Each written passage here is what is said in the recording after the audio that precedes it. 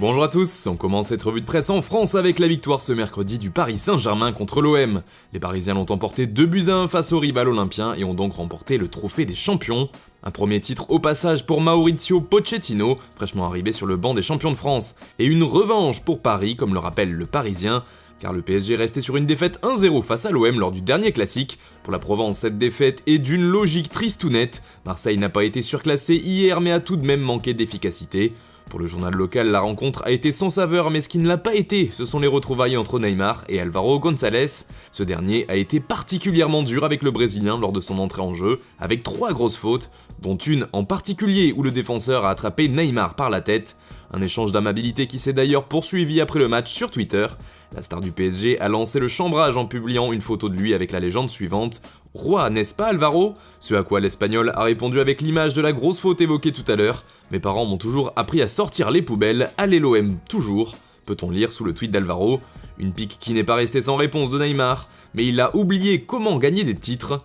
Pour finir, le défenseur marseillais a sorti une photo de Pelé et de ses Coupes du Monde comparant le Parisien d'ombre éternelle du roi.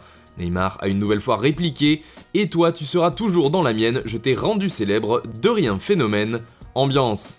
On part maintenant en Italie où ça jouait ce mercredi, plusieurs rencontres se déroulaient dans le cadre de la Coupe d'Italie. Et si les grosses équipes se sont imposées, elles n'ont pas passé pour autant une soirée tranquille. Quelle galère, résume la Gazzetta dello Sport. L'Inter gagne à Florence et la Juve contre le Genoa, raconte le journal, mais toutes les deux après prolongation. C'est l'ancien lyonnais Hamza Raffia qui marquait et donnait la victoire à la vieille dame à la 104e minute. Du côté de l'Inter, c'est Romelu Lukaku qui se chargeait de délivrer son équipe. L'autre information du jour dans la presse transalpine, c'est la vente possible du club de l'Inter justement.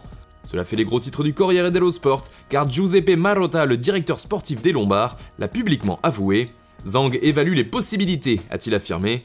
La vente du club entre dans une phase cruciale, selon le quotidien, puisque le comité d'administration va se réunir ce jeudi. Cela fait aussi les gros titres de Tuttosport qui nous livre une info mercato en plus. L'AC Milan est prêt à dire oui pour un contrat de 6 mois à Mario Mandzukic. L'attaquant croate pourrait donc bientôt faire son retour en Serie A. En Angleterre, plusieurs rencontres de Première Ligue se jouaient hier.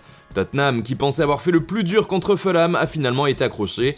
Longtemps devant grâce à un but d'Harry Kane, les Spurs ont subi l'égalisation d'Ivan Cavallero à la 74e minute. Une désillusion pour José Mourinho et les siens, comme le rapporte le Daily Express.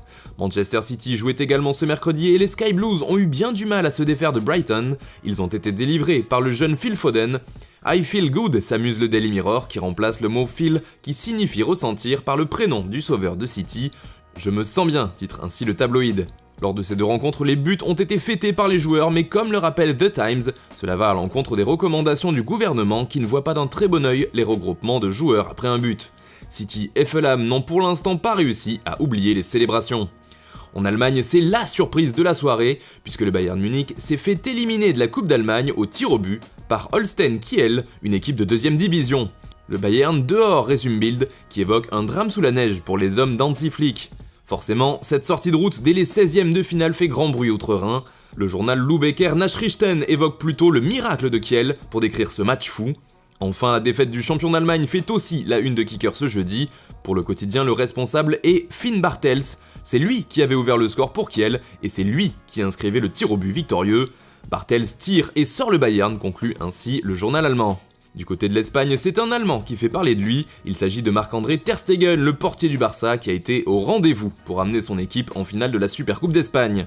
Car les Catalans sont eux aussi allés jusqu'au tir au but face à la Real Sociedad.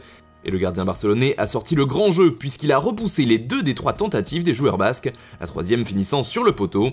Pour Marca, c'est un Ter supérieur qu'on a vu hier. Le sauveur du Barça fait également la couverture de Sport qui le décrit comme un héros et dépeint ses arrêts comme des interventions magiques, rien que ça. L'Esportiu a lui aussi fait sa une du jour avec Ter Stegen, et là encore le gardien est couvert de louanges. Saint-Marc l'appelle tout simplement le quotidien catalan. On reste en Espagne pour finir ce tour de la presse car le Real Madrid joue ce soir face à l'Athletic Bilbao et essaiera de rejoindre le Barça en finale de la Supercoupe d'Espagne. Ce sera l'occasion de mettre à l'épreuve Eden Hazard qui devrait jouer ce soir comme le rapporte AS. Au Lyon, titre le quotidien ibérique, qui met donc en avant le surnom de l'adversaire des Madrilènes. À noter, comme l'évoque le média, que Karim Benzema a marqué plus de buts contre l'Athletic Bilbao que contre n'importe quel autre adversaire.